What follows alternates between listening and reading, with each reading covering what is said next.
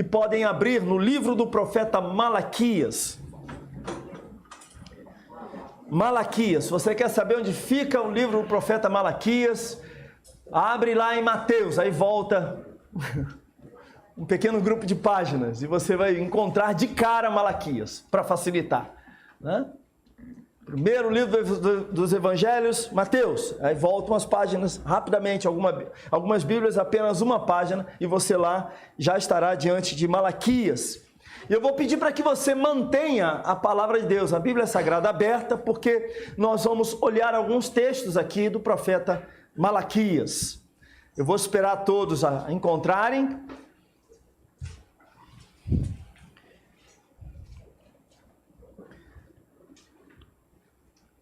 Todos acharam? Malaquias, né? Ache o Evangelho de Mateus, volte uma ou duas páginas, você já estará em Malaquias. E você deixa aí no capítulo 1, nós vamos passear aqui um pouquinho na palavra de Deus. Como eu falei na semana passada, o nosso tema aqui é o culto segundo Deus, né? Falamos sobre o culto bíblico ontem, no domingo passado. E eu quero continuar abordando este assunto, tendo em vista, como congregação, precisamos compreender muito bem o que é que Deus deseja de nós, quando nós nos reunimos, o que é que Deus espera de nós, o que é que nós precisamos apresentar para Deus a cada dia, a cada momento das nossas vidas. Todos acharam? Amém? Amém. Então vamos lá, deixa eu trazer aqui algumas informações à guisa de introdução. Esse livro, o livro do profeta Malaquias, meus irmãos, ele trata de vários assuntos, ele fala sobre várias coisas. Malaquias, a gente vai capítulo 1, capítulo 2, a gente vai em vários versículos. O versículo é um? Não, a gente vai passear em vários versículos, vários capítulos e versículos. Só Malaquias, deixa aberto em Malaquias. O livro ele trata sobre diversos assuntos. Ele fala sobre uma vida consagrada, ele fala sobre a eleição divina, ele fala sobre o problema do casamento misto, ele vai falar sobre o problema do divórcio, ele fala sobre a vinda de Jesus Cristo, ele fala sobre dízimos e ofertas, né? Existem aqueles que só conhecem o livro de Malaquias porque, né? Por causa do assunto dízimos e ofertas, mas ele vai falar sobre a aliança de Deus com o seu povo, ele vai falar sobre a aliança do casamento, tudo isso apontando evidentemente para a aliança com Deus. Então são os temas que nós encontramos aqui no livro do profeta Malaquias, mas há um tema central no livro do profeta Malaquias, e quando nós estudamos qualquer livro da Bíblia, nós precisamos entender qual é a mensagem central. Porque senão nós teremos alguns problemas de interpretação. Você poderá passar a usar o livro de acordo com aquilo que vem apropriado, que você percebe que cai bem para o momento. E nós não podemos fazer uso da palavra de Deus dessa forma. A palavra de Deus não se presta para esse tipo de coisa. A palavra de Deus é um guia para as nossas vidas. É a nossa regra de fé e prática, mas ela tem uma mensagem, e essa mensagem não pode ser adulterada. Por isso que eu já falei isso aqui com os irmãos e eu quero repetir. Eu tenho um pequeno probleminha com aquela, muitos aqui vão lembrar, caixinha de promessa, né? Que tem, só tem versículos só que eu vou te abençoar, eu vou não sei o quê, né? Só coisa boa. Pega uma seleção de versículos que trazem uma mensagem, alguns, né? Todos eles, uma mensagem, palavra de Deus, trecho das Escrituras Sagradas, mas nós corremos o risco de fazermos um uso errado da caixinha de promessas. Eu nem entendo a caixinha de promessas como sendo algo bom para a igreja, porque nós temos que ler a palavra de Deus como um todo. Como um todo. Eu não posso separar apenas aqueles versículos que eu acho que são importantes para a minha vida. Não, eu tenho que ler a palavra de Deus porque toda a palavra de Deus, toda a Escritura é a palavra de Deus. Portanto, fundamental para mim, fundamental para você. Nós precisamos das Escrituras Sagradas, não apenas de pequenos trechos das Escrituras. Bom, Como eu falei, todos esses temas, os temas dízimos, ofertas, consagração, eleição, casamento misto, divórcio, o problema do mal, a questão da teodiceia, né, conhecido como teodiceia, todos esses temas, meus irmãos, estão relacionados a um tema central que é o culto a Deus. Esse é o tema central do livro do profeta Malaquias. Pois bem, após o retorno do povo de Deus do exílio e evidentemente a sua vida nacional, ou seja, esse povo começar a agir e a viver como de fato uma nação, esse povo no início ficou muito empolgado com o retorno do cativeiro, mas depois esse povo começou a desanimar. E desanimar por quê? Porque muitas das promessas de Deus pareciam que elas não estavam se cumprindo ou que não se cumpririam. É um problema que todos nós enfrentamos. Nós temos pouca paciência para com as coisas de Deus e a palavra de Deus. Nós temos pouca paciência para as promessas do Senhor. Ah, Deus falou, tá bom, quando é que vai se cumprir? É assim mesmo a nossa postura. E só que esse povo olhou para tudo isso, bom, Deus tinha feito promessas, tinha dito que visitaria a nação, que a glória do Senhor voltaria para a nação, que esse povo seria restaurado, né? E esse povo então ficou aguardando essas promessas se cumprirem. Só que com a pseudo-demora, digamos assim, dessas promessas se cumprindo na vida do povo, esse povo cai em desânimo. Ezequiel havia profetizado que a glória do Senhor estaria no templo, Ezequiel capítulo 43, verso 4. Só que isso ainda não havia acontecido. Um povo que estava acostumado a ouvir falar de Elias, de Eliseu, né, de verem um povo que via a glória de Deus se manifestar, o poder de Deus se manifestar, agora esse povo estava vivendo um momento diferente. A rotina das cerimônias religiosas, ela continuava. O povo entrava no templo, havia rotina, havia serviço religioso no templo. Os sacerdotes estavam ali, os levitas estavam fazendo serviço a Deus. E quando penso, eu olhei para o Renato e pensei, essa palavra levita. É porque essa é uma expressão que é muito mal entendida no meio cristão. Muita gente entende levita como tocador de algum instrumento, ou alguém que canta. Quem é fulano de tal, é levita, porque ele canta. Ou porque ele toca. Não, fulano de tal, quando começa a tocar, aquele é levita. Só que os levitas faziam coisas que iam muito além disso. Os sacrifícios que eram apresentados para Deus, por exemplo, eram os levitas que cortavam o animal, tiravam o bucho para lá, joga isso aqui, queima para cá, lava esse negócio todinho. Aí sobrava um tempinho, ele ia lá e tocava alguma coisa. Trazendo para a nossa realidade, não estou mandando indireta para vocês não, tá? Nenhuma indireta para vocês, mas trazendo para a realidade seria alguma coisa assim. Tá precisando de gente lá na escola bíblica infantil. Um neném de 2 aninhos, de 1 ano, né? Fez lá o número 2, tem que limpar. Cadê a irmã que limpa, que está cuidando lá da criança? Ela não está, ela chegou atrasada, eu estou enrolado aqui, pastor, preciso de alguém. Levita, vai lá, Jean. Está entendendo?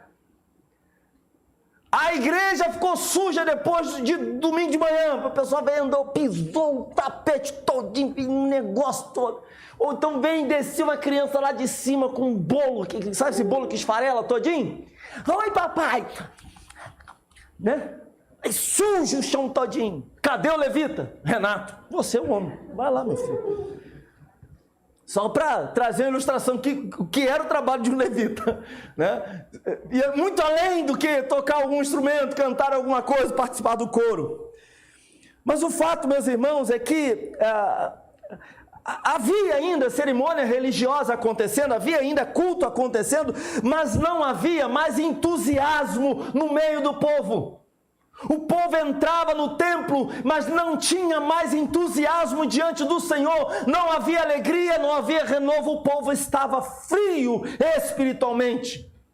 O culto acontecia, mas não acontecia aqui dentro, sabe? Sabe quando você entra na igreja, tem louvor tocando, tem gente cantando, tem, né? As coisas estão acontecendo normalmente, nada fugiu do controle, você olhou para o lado, está ali o Rafael. Está tudo acontecendo normalmente, o ar-condicionado está ligado, as luzes estão acesas, tem gente dentro da igreja, mas você entrou ali, o povo cantou, adorou, teve pregação da palavra, mas você está lá assim, sem vida, sem ânimo, sem alegria alguma. Era isso que estava acontecendo com o povo. Havia ainda um certo domínio dos estrangeiros sobre a nação. Esse povo se encontrava ainda em muitas dificuldades em diversas áreas, religiosa, econômica, política. E evidentemente esse desânimo do povo acabou refletindo no culto. O que acontece com a gente também, quando você está desanimado, quando você está meio para baixo, uma das primeiras coisas que vai acontecer, não vou para o domingo de manhã, não estou afim. Aí a pergunta é, o que Deus tem a ver com isso? Estou desanimado, não vou para a igreja. Os sacerdotes estavam desanimados. Nos nossos dias o pastor estava tacadinho. Os levitas estavam desanimados. Aliás, muitos dos sacerdotes aqui eram corruptos, estavam envolvidos com corrupção, não estavam tratando da obra de Deus da maneira como deveriam tratar. O povo então estava enfadado, indagando a Deus, vale a pena? Vale a pena servir ao Senhor? Porque a gente está aqui, está vivendo, está entrando no templo, apresentando aí uma oferta e trazendo aqui os cereais, os animais, os sacrifícios, a gente está trazendo os dízimos e tal, e oferta, mas vale a pena tudo isso? Vale a pena esse serviço religioso? Vale a pena esse ajuntamento? Vale a pena ainda fazer o que nós estamos fazendo? O povo estava enfadado. Isso estava refletindo em tudo. Na maneira como eles ofertavam, na maneira como eles cultuavam. E o impacto, evidentemente, existem consequências disso. Quando você está enfadado, cansado, quando você já não está fazendo a obra de Deus da maneira como você deveria fazer, quando não há mais alegria no coração, quando o seu coração não pulsa, quando você não acorda de manhã no domingo e fala assim, eu vou para a igreja hoje, glória a Deus, ai Senhor, tomara que o pastor cante aquele hino que ele sempre canta. Ah, Deus abençoa, Senhor, no meio do louvor, aquece meu coração, Senhor, abençoa, derrama a tua graça, do teu poder, vamos gente, vamos para a igreja. Quando isso não acontece, evidentemente, outras coisas passam a vir. E aí a maneira surge, olhando, esse povo começa a apresentar uma vida espiritual completamente torta.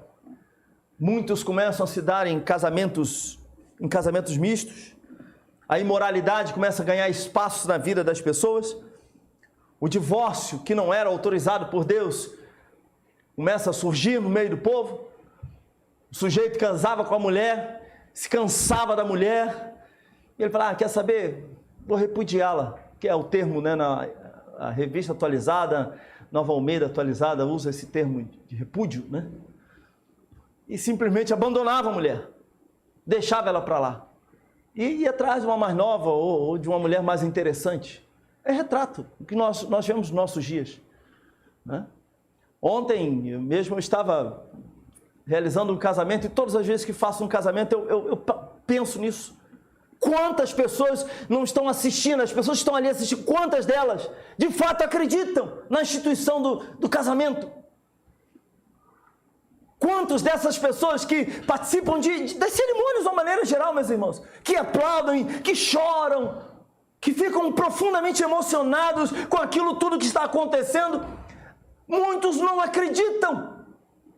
E muitos tratam o relacionamento ou o casamento como algo que pode ser dissolvido por qualquer motivo. E era isso que estava acontecendo na vida do povo. Então Malaquias surge para restaurar esse culto ao Senhor. E ele faz isso de uma maneira interessante, porque o livro do profeta Malaquias, ele apresenta aqui situações, em torno de 7, 8 situações, e ele é construído à base de um diálogo que nós vemos Não seria algo parecido com o que a gente chama de diatribe, ou, para trazer aqui mais para a gente, uma espécie de perguntas, Deus apontando aqui os problemas, e esse povo questionando, mas qual o problema, Senhor? Como isso? Não estou entendendo por que o Senhor está nos acusando de tal coisa. Eu fiz isso? Eu estou agindo assim? E Deus vai lá e diz, você está fazendo assim, assim, assim, assado. Deus cobra o povo, dizendo, olha, vocês estão errados. O povo questiona, eu? E depois Deus explica o porquê que ele está cobrando esse povo. E eu gostaria que os irmãos me acompanhassem agora no capítulo 1, do verso 1 ao verso 5. O primeiro ponto aqui é que nós devemos cultuar ao Senhor, nós devemos apresentar o nosso culto a Deus, sempre cultuar a Deus, porque Ele nos amou primeiro, é o nosso primeiro ponto. O texto nos diz, uma advertência, a palavra do Senhor contra Israel por meio de Malaquias.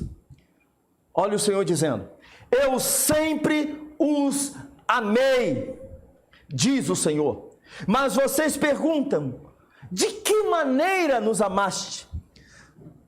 Não era Esaú, irmão de Jacó? Declara o Senhor. Todavia eu amei Jacó, mas rejeitei Esaú. Transformei suas montanhas em terra devastada e as terras de sua herança em moradia de chacais no deserto. Embora Edom afirme, fomos esmagados, mas reconstruiremos as ruínas, assim diz o Senhor dos Exércitos. Podem construir, mas eu demolirei. Eles serão chamados terra perversa, povo contra quem o Senhor está irado para sempre. Vocês verão isso com os seus próprios olhos e exclamarão, grande é o Senhor, até mesmo além das fronteiras de Israel. O que fica muito claro aqui, meus irmãos, é que Deus estabelece aqui que esse amor que Deus tem pelo seu povo, esse amor não deveria ser medido pelos bens materiais, não deveria ser medido pela posição política e econômica dessa nação, que estava desanimada justamente por causa dessas coisas.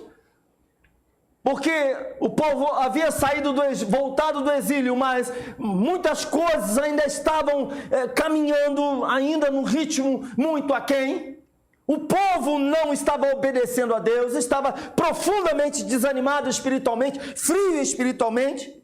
E esse povo então tem queixas contra Deus. E o que fica claro aqui é que esse amor do Senhor não é medido pelos bens materiais, mas sim pela eleição. Esse povo é o povo eleito do Senhor. Deus diz amar esse povo, mas esse povo questiona quando diz, eu sempre os amei, diz o Senhor, mas vocês perguntam, de que maneira nos amaste? Em outras palavras, Senhor, olha para a nossa vida, veja os problemas que nós estamos enfrentando, veja as nossas lutas, os problemas financeiros que estamos enfrentando, vejam que ainda pagamos tributos para povos estrangeiros, muitas coisas que gostaríamos que estivesse acontecendo aqui não estão acontecendo, e o povo então vira-se para Deus e pergunta, como é que o Senhor tem nos amado?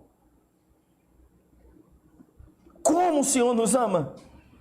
E Deus responde, a prova do meu amor por vocês é que eu elegi vocês. E essa é a razão, meus irmãos, de que vocês e cada um de nós devemos cultuar ao Senhor. Não pelo que nós recebemos, mas por causa do amor que Ele tem por nós. Deus exorta o seu povo a cultuar a Deus, a cultuar e amar a Deus, porque Ele primeiro nos amou. Ele nos escolheu para sermos o seu povo.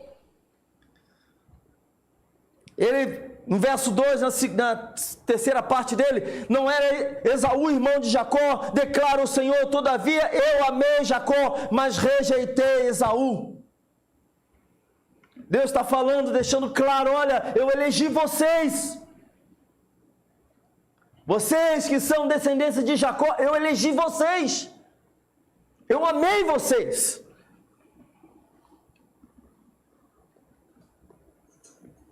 Portanto, deve ser o amor o que nos leva a adorar e a servir a Deus, e não os favores e as benesses do Senhor, não aquilo que nós podemos obter dele, não aquilo que nós podemos receber do Senhor, mas o amor que ele tem por nós.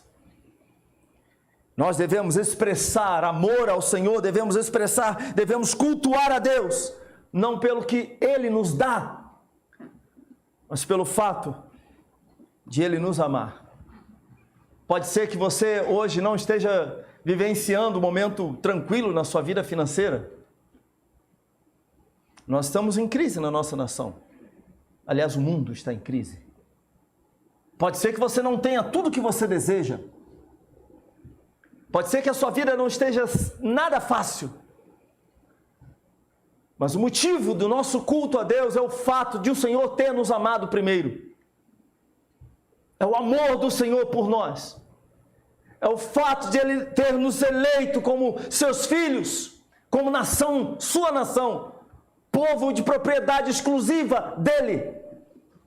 Ele nos alcançou, Ele nos amou, Ele restaurou a nossa vida, Ele operou nas nossas vidas. Isso deve ser o motivo, a primeira razão para cultuarmos ao Senhor, porque Ele nos amou primeiro.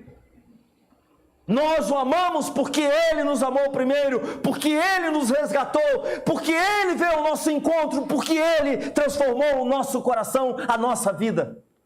Então cultue a Deus, não pelo que você pode receber de Deus, não pelas bênçãos que Deus pode e realiza e manda sobre as nossas vidas. Você tem sido abençoado pelo Senhor? Todos nós somos. Ele nos dá saúde, vigor em algum momento, meus irmãos. Nós vamos morrer de alguma coisa, não é assim? Se Jesus não voltar, você vai morrer de alguma coisa.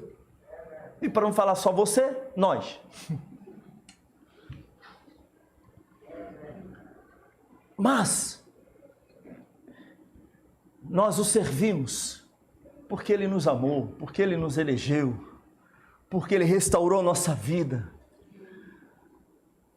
Segunda razão está nos versos 6 a 14, em que nós devemos cultuar a Deus, não da nossa maneira, não do jeito como nós queremos, não da maneira como nós pensamos, mas do jeito de Deus, da maneira como Ele quer.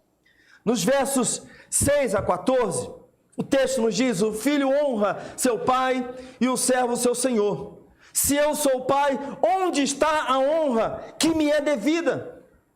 Se eu sou Senhor, onde está o temor que me devem? Pergunta o Senhor dos Exércitos a vocês, sacerdotes. São vocês que desprezam o meu nome. Mas vocês perguntam: de que maneira temos desprezado o teu nome? Reparem o que eu falei na introdução, de que Deus apresenta o problema e o povo questiona: eu, Senhor? O que eu fiz de errado? E aí Deus vai, no verso 7, Deus diz: trazendo comida impura ao meu altar. E mesmo assim ainda perguntam: de que maneira te desonramos? Ao dizerem que a mesa do Senhor é desprezível. Na hora de trazerem animais cegos para sacrificar, vocês não veem mal algum. Na hora de trazerem animais aleijados e doentes como oferta, também não veem mal algum. Tentem oferecê-los de presente ao governador. Será que ele se alegrará de vocês? Será que os atenderá? Pergunta o Senhor dos Exércitos. E agora, sacerdotes, tentem apaziguar Deus para que tenham compaixão de nós. Será que com esse tipo de oferta Ele os atenderá? Pergunta o Senhor dos Exércitos. Se um de vocês fechasse as portas do templo, assim ao menos não acenderiam o fogo do meu altar inutilmente. Não tenho prazer em vocês, diz o Senhor dos Exércitos, e não aceitarei as suas ofertas. Pois do Oriente ao Ocidente, grande é o meu nome entre as nações, em toda parte incenso é queimado e ofertas puras são trazidas ao meu nome, porque grande é o meu nome entre as nações, diz o Senhor dos Exércitos. Mas vocês o profanam ao dizerem que a mesa do Senhor é imunda e que a sua comida é desprezível, e ainda dizem: que canseira! E riem dela com desprezo, diz o Senhor dos Exércitos. Quando vocês trazem animais roubados, aleijados e doentes, e os oferecem em sacrifício, deveria eu aceitá-los de suas mãos? Pergunta o Senhor. Maldito seja o enganador que, tendo no rebanho um macho sem defeito, promete oferecê-lo e depois sacrifica para mim um animal defeituoso, diz o Senhor dos Exércitos. Pois eu sou um grande rei e o meu nome é temido entre as nações. O que é que nós temos aqui? É que o povo e os sacerdotes estavam querendo cultuar a Deus do jeito que vinha à cabeça deles. É que o povo estava apresentando o seu culto, as suas ofertas, os seus sacrifícios de qualquer maneira, de qualquer jeito. Para Deus serve qualquer coisa. O importante é ir lá e apresentar alguma coisa, para as pessoas perceberem que a gente está levando animalzinho. Os cereais, as ofertas de cereais, podemos levar aquilo que sobrar, aquilo que está sobrando em casa, nós vamos levar. Os dízimos, as ofertas, vamos fazer de acordo com aquilo que dá. E a gente não precisa se importar com isso, afinal de contas, os sacerdotes, os levitas também não vão olhar para isso. Ou seja, o culto estava acontecendo na casa do Senhor, as pessoas estavam fazendo de qualquer maneira, não havia temor, não havia reverência, não havia amor pela obra de Deus, não havia seriedade da parte desse povo, estavam tentando enganar Deus, fazendo as coisas de qualquer jeito, cultuando a Deus de qualquer maneira, e ainda questionava o Senhor: como, Senhor? Como nós temos desprezado o teu nome? Meus irmãos, no culto não basta performance. Preste atenção no que eu vou falar. No culto não basta performance. Você pode cantar bem, você pode ter uma bela voz, isso não é suficiente. No culto não basta tocar bem. No culto não basta você chegar na casa de Deus com uma oferta gorda, né? Poderíamos assim dizer. Deus não aceita teatro. Deus não aceita encenação aqui. O que nós estamos fazendo aqui não pode ser encenação. Nós não podemos bancar artistas. Não podemos encenar um adorador.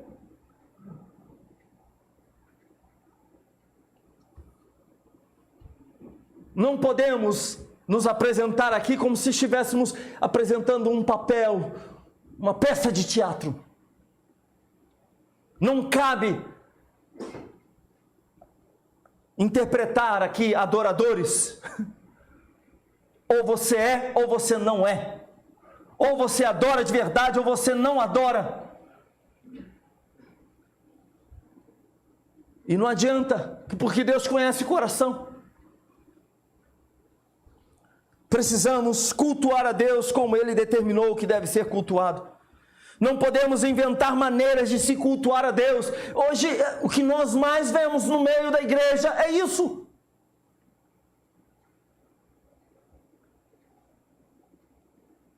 Faz-se de tudo. Jogo de luz.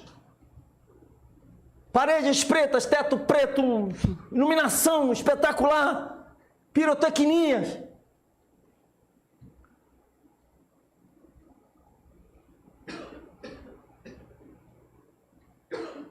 Pastor, enquanto o pastor está pregando, quando o pastor levanta o tom de voz, o tecladista vai lá também. Não, o Jean é um homem santo, né? Mas o tecladista vai lá também. Isso tudo para poder mexer com as emoções das pessoas.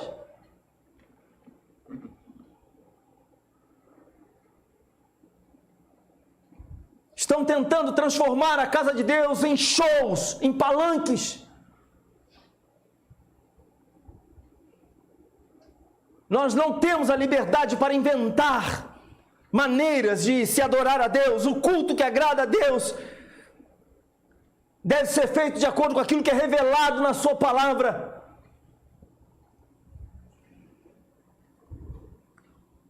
Veja o que está escrito nos versos 9 e 10. E agora, sacerdotes, tentem apaziguar Deus, para que tenha compaixão de nós. Será que com esse tipo de oferta Ele os atenderá? Pergunta o Senhor dos Exércitos. Se um de vocês fechasse as portas do templo, assim, ao menos não acenderiam o fogo do meu altar inutilmente. Não tenho prazer em vocês, diz o Senhor dos Exércitos. Meus irmãos, isso é muito pesado. Imagina Deus falando aqui para nós: eu não tenho prazer no culto que vocês estão apresentando aqui na minha casa.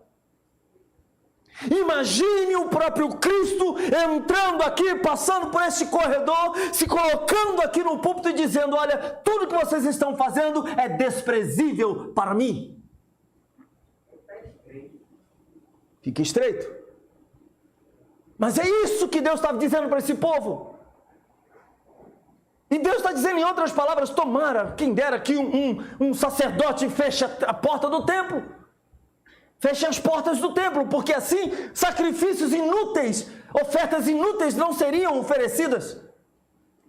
Por quê? Porque Deus está dizendo: tudo isso é desprezível.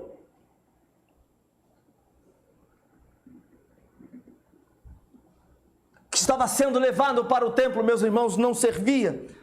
Deus não estava recebendo com prazer. E a minha pergunta para você: o que é que você tem ofertado para Deus? O que é que você tem apresentado para o Senhor? Não estou falando apenas de dinheiro não, tá? Se liga. Estou falando do seu coração. Envolve também as nossas ofertas, os nossos dízimos. Também envolve isso. Mas estou falando do seu coração. É o que resta que você tem apresentado para Deus? É o que sobra do seu tempo que você tem apresentado para Deus para cultuar? É o que sobra do teu tempo que você utiliza para ler a palavra de Deus? Você ora quando dá tempo? Você vem à casa do Senhor quando está tudo bem com você, quando você está alegre e feliz? É a sobra que a gente deixa para Deus? Você gasta com tudo, seu dinheiro tem tudo. Se sobrar alguma coisa, aí eu chego na casa de Deus e oferto alguma coisa. É isso? É isso que nós fazemos?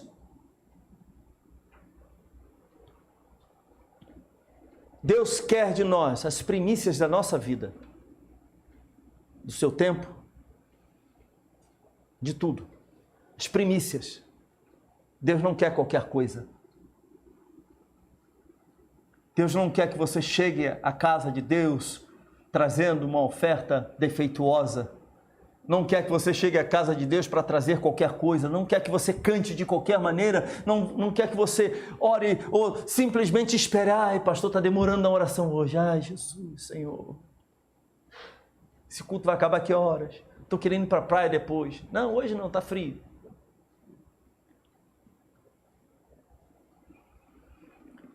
Nós não podemos inventar maneiras de adorar a Deus. Nós não podemos interpretar um papel de adorador ou de adoradora. Temos que adorar a Deus, cultuar ao Senhor de todo o nosso coração. Não basta você apresentar performance.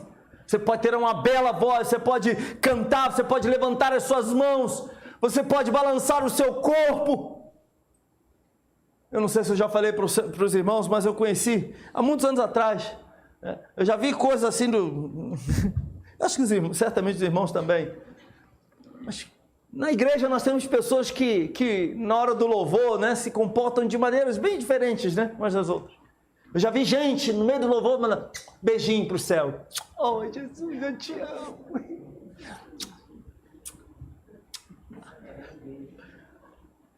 Eu já vi isso.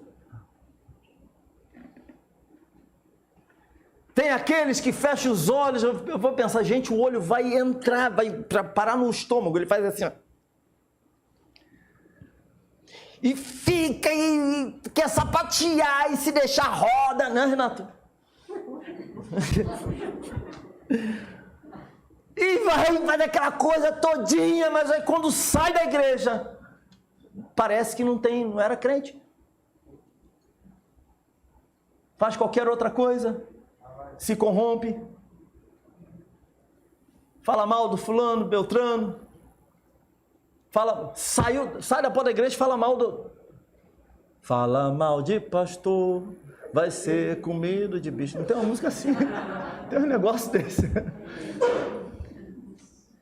Empresta a língua e o coração para tudo que não presta. Mas espera aí, na casa de Deus estava lá assim, ó. Eita, Jeová, eita. Mas fora da igreja, acabou o culto, acabou a adoração, acabou o louvor. Onde está o adorador? Onde está o servo de Deus?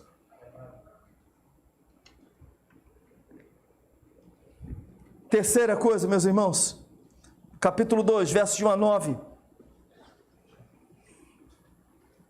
O culto precisa ser guiado, precisa ser conduzido por pessoas que são comprometidas com Deus. E agora, esta é a advertência para vocês, ó sacerdotes. Deus está falando aqui agora diretamente com os sacerdotes. Antes de você pensar que Deus está falando só com o pastor, no Novo Testamento nós somos chamados de sacerdócio real. Então é contigo também, tá, meu filho? É. É comigo e com você, com todos nós. E agora essa advertência para vocês, ó sacerdotes: se vocês não derem ouvidos e não se dispuserem a honrar o meu nome, diz o Senhor dos Exércitos, lançarei maldição sobre vocês e até amaldiçoarei as suas bênçãos. Aliás, já as amaldiçoei, porque vocês não me honram de coração. Por causa de vocês eu destruirei a sua descendência, esfregarei na cara de vocês os excrementos animais oferecidos em sacrifício em suas festas e lançarei vocês fora com os excrementos. Isso é pesado, né? Entenderam? Tudo está escrito aqui, né? Não dá nem para botar na revista ultra atualizada, porque o termo seria... Então vocês saberão que fui eu que lhes fiz esta advertência para que a minha aliança com Levi fosse mantida, diz o Senhor dos Exércitos. A minha aliança com ele foi uma aliança de vida e de paz, que na verdade lhe dei para que me temesse. Ele me temeu e tremeu diante do meu nome. A verdadeira lei estava em sua boca e nenhuma falsidade achou-se em seus lábios. Ele andou comigo em paz e em retidão e desviou muitos do pecado. Veja as qualidades, aquilo que Deus está exigindo do sacerdote. Porque os lábios do sacerdote devem guardar o conhecimento, e da sua boca todos esperam a instrução na lei, porque ele é o mensageiro do Senhor dos Exércitos. Mas vocês se desviaram do caminho e pelo ensino causaram a queda de muita gente. Vocês quebraram a aliança de Levi, diz o Senhor dos Exércitos. Por isso eu fiz que fossem desprezados e humilhados diante de todo o povo, porque vocês não seguem os meus caminhos, mas são parciais quando ensinam a lei. O que é que o Deus está dizendo aqui? O culto precisa ser conduzido, precisa ser guiado por pessoas comprometidas com o Senhor. Os sacerdotes aqui, como eu falei na introdução da mensagem, eles haviam se corrompido. Estavam deixando de ensinar o povo de Deus a lei de Deus, a vontade do Senhor. Ensinavam de acordo com os interesses. Se fosse confrontar, se a palavra parecesse pesada demais para determinado indivíduo, não, mas ele oferta bem, então não vamos mexer muito com ele, não. Ah, deixa passar, tá bom. Soltavam uma graninha por fora, um pedacinho de carne a mais. E ele, não, tá bom, vem, traz esse animal mesmo. Pode ser isso aqui mesmo. Ah, mas tá aleijado, traz, tá, serve. Mas o animal está cego, a lei diz que não pode, o animal tem que ser sem defeito, aquela coisa, macho de 1 ano. Não, mas vem, traz. Mas o bichinho é manco, traz. Mas os cereais, eles estão apodrecidos, traz, a gente vai queimar esse negócio aqui.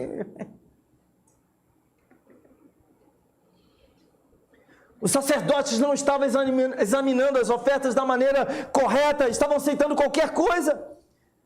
Esses homens estavam enfadados, estavam cansados de fazer aquilo que eles faziam. Eles estavam tão distantes de Deus que se cansaram das coisas do Senhor. Meus irmãos, abri um parênteses aqui para a gente. Isso não acontece com a gente? De ficar cansado?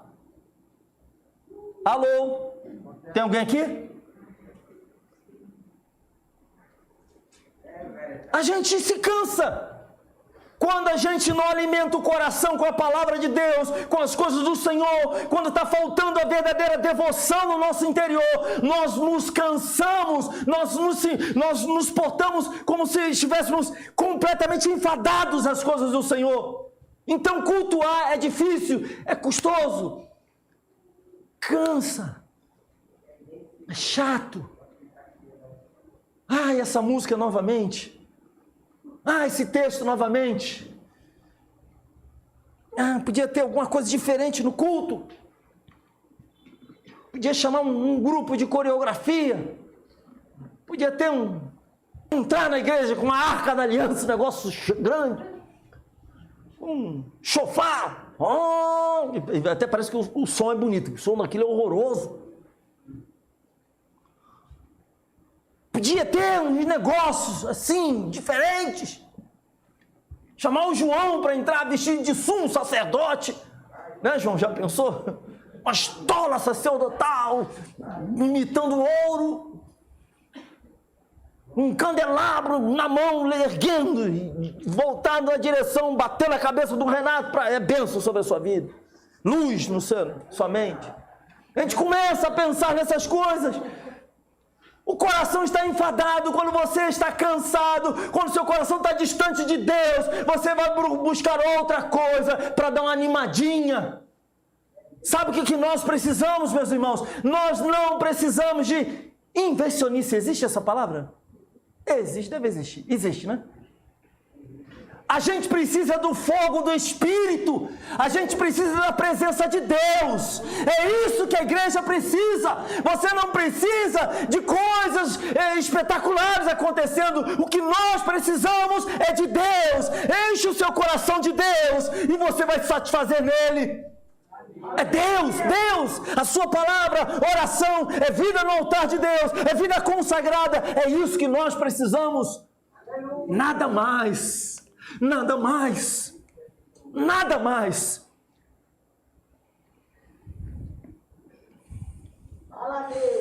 O Senhor diz que iria tornar aquela liderança impura para que fosse retirada no meio do povo. Eles estavam cansados de tudo. Talvez hoje você se sinta um pouquinho parecido com esses sacerdotes. Talvez você hoje diga e reconheça que está um pouquinho cansado da igreja, do culto, cansado do formato. O problema não é o formato, o problema é o seu coração. Porque vir à casa de Deus, cantar louvores ao Senhor, exaltar a Deus, ouvir a sua palavra, ter comunhão com os irmãos, esse não é o problema, pelo contrário, isso é maravilhoso. O problema é o coração da gente. O problema não está fora, o problema está dentro. O problema não é o seu irmão, é você. A gente tem uma facilidade enorme para olhar para o lado. Olhe para dentro. Por isso Paulo vai dizer, examine-se o homem a si mesmo. E a quarta e última coisa, meus irmãos, para esta manhã. Capítulo 2, versos 10 a 16. Não temos todos o mesmo Pai? Não fomos todos criados pelo mesmo Deus? Por que será então que quebramos a aliança dos nossos antepassados, sendo infiéis uns com os outros? Judá tem sido infiel. Uma coisa repugnante foi cometida em Israel e em Jerusalém. Judá desonrou o santuário que o Senhor ama. Homens casaram-se com mulheres que adoram deuses estrangeiros. Que o Senhor lance fora das tendas de Jacó o homem que faz isso, seja ele quem for, mesmo que esteja trazendo ofertas ao Senhor dos Exércitos. A outra coisa que vocês fazem: enchem de lágrimas o altar do Senhor, choram e gemem, porque Ele já não dá atenção às suas ofertas, nem as aceita com prazer. E vocês ainda perguntam: por quê?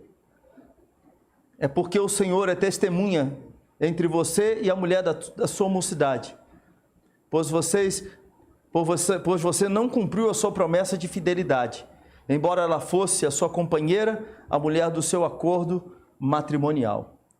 Não foi o Senhor que os fez um só? Em corpo e em espírito eles lhe pertencem. E por que um só? Porque ele desejava uma descendência consagrada. Portanto, tenham cuidado, ninguém seja infiel à mulher da sua mocidade. Eu odeio o divórcio, é o que diz a palavra de Deus aqui, diz o Senhor, o Deus de Israel, e também odeio o homem que se cobre de violência como se cobre de roupas, diz o Senhor dos Exércitos. Por isso, tenham bom senso, não sejam infiéis. Em outras palavras, o culto é aceito quando ele é a expressão de uma vida santa.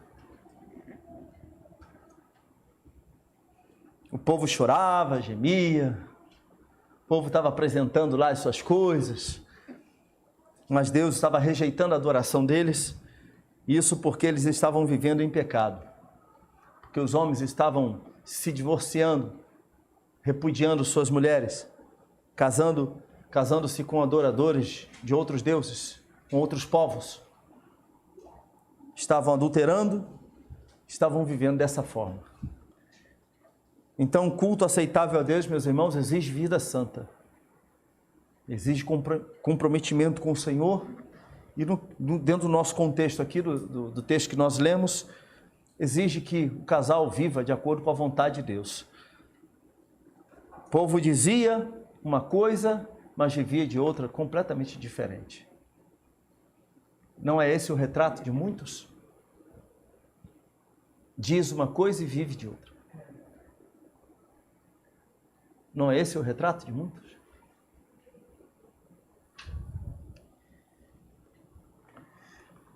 No tocante a divórcio, lamentavelmente, o número de pessoas divorciadas dentro da igreja se aproxima em muito do número de pessoas divorciadas fora da igreja. E as desculpas são as mais variadas. As pessoas entram em casamentos e abrem mão do casamento com muita facilidade. Qualquer coisa, vou sair fora. Isso dentro da igreja. Você pretende casar? Tome muito cuidado, que é um passo que você vai dar para a sua vida inteira. Você está casado? Tome muito cuidado, porque o passo que você deu foi para a vida toda. Somente a morte deve separar vocês. Ah, pastor, a Bíblia fala de relação sexual ilícita. Mas você vai querer que haja adultério? Não. Somente a morte separe um casal. Esse povo, muitos estavam ali, apenas, como eu falei, interpretando ali uma figura, né? Nós somos o povo de Deus. Falavam uma coisa, mas viviam de outra maneira completamente diferente. Que não seja assim entre nós. Que você não diga que é cristão, mas viva como ímpio. Que você não diga que serve a Deus, mas na verdade está servindo a Satanás ou aos propósitos de Satanás. Que você sirva ao Senhor de todo o seu coração. Que você ande em fidelidade. Que você procure fazer a vontade do Senhor. Mas a gente peca, pastor. É verdade, nós pecamos. Todos nós pecamos. Mas nós também devemos nos arrepender dos nossos pecados. Nos voltar para Deus, pedindo a sua misericórdia, o seu favor, pedindo a sua graça, expondo para o Senhor aquilo que nós fizemos. E quando fazemos isso de todo o coração, encontramos no Senhor a reconciliação. Nosso Deus é misericordioso, Ele é gracioso para conosco. Ele é perdoador. Ele nos ama, continua nos amando. E até mesmo uma palavra como essa não é para jogar o povo fora, mas é para buscar, para restaurar o povo. E eu creio que esta mensagem hoje é para chamar a nossa atenção. Como nós temos cultuado a Deus. Como você tem apresentado o seu culto ao Senhor. O que é que você tem oferecido para Deus? Que ofertas você tem dado para Deus? O quanto do seu coração Deus tem? Deus tem a sua vida inteira, sua vida toda? Ou Ele tem apenas uma parte da sua vida? Deus tem o seu tempo todo? Ou Ele tem apenas uma parte do seu tempo? O quanto Deus tem de nós? O fato é que Deus é o dono de todas as coisas. Ele é o soberano de todas as coisas. Mas nós podemos viver como se Deus não significasse muito para nós.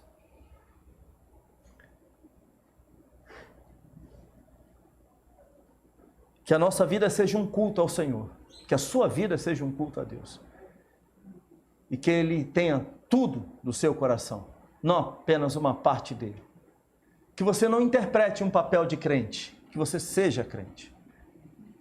Que você não interprete um papel de alguém que é fiel, mas que você seja fiel. E a fidelidade nós demonstramos no dia a dia, no campo da vida. Nos momentos felizes e nos momentos tristes também. Quando tudo vai bem e quando as coisas vão ruins. Quando há prosperidade e quando também não tem prosperidade. Quando as coisas ficam difíceis. A fidelidade é demonstrada assim. É fácil dizer, estou alegre com Jesus, quando tudo está arrumadinho. A questão toda é, continuamos servindo a Deus quando as coisas não vão bem? Cultuamos ao Senhor? Procuramos vir à casa de Deus, mesmo quando... Tem dias que você acorda indisposto, né? Tem dias que é assim. Acontece com você? Acontece com o pastor, gente. Não fala nada para ninguém, não. Mas nesses dias, eu não virei para a casa de Deus, porque estou um pouquinho indisposto. Porque eu não estou muito feliz, muito alegre.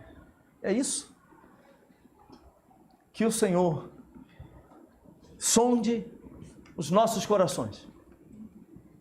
Que possamos repensar, refletir sobre que culto nós apresentamos para o Senhor.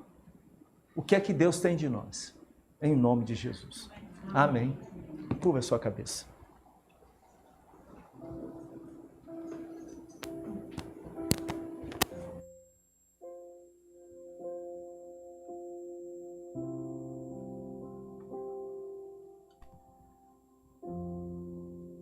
Então agora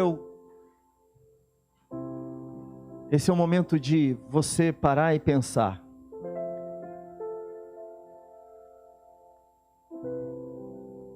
Como temos cultuado a Deus como igreja? O que você tem feito? Olhe para dentro do seu próprio coração. Pense naquilo que você tem apresentado para Deus. Será que isso que você tem apresentado para o Senhor agrada a Ele? Você tem apresentado para Deus apenas aquilo que lhe sobra? Ou quando você está com disposição? Deus tem de nós as primícias? Ou entregamos para Ele apenas aquilo que sobrou? Sobrou o nosso tempo, então vamos para a igreja, né? Não tem mais nada para fazer. O tempo está fechado, não dá para ir para a praia. O cinema com os amigos foi cancelado, então eu vou para a igreja. É isso? É a sobra também no tocante às finanças? Ofertamos na casa de Deus, damos o nosso dízimo quando sobrou dinheiro ou quando sobra dinheiro?